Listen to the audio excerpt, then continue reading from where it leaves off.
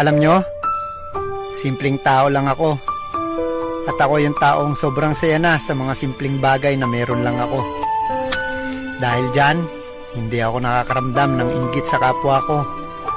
Ikaw, subukan mo rin sumaya sa mga simpleng bagay na meron ka. Tandaan mo, wag na wag mo kasi kinukumpara yung sarili mo sa iba. Ganito lang ako, malakasan sa aking simpleng tao. Lagi kong galang pagyayabang ko lang sa'yo. May kapag-ibig ko sa'yo, ito'y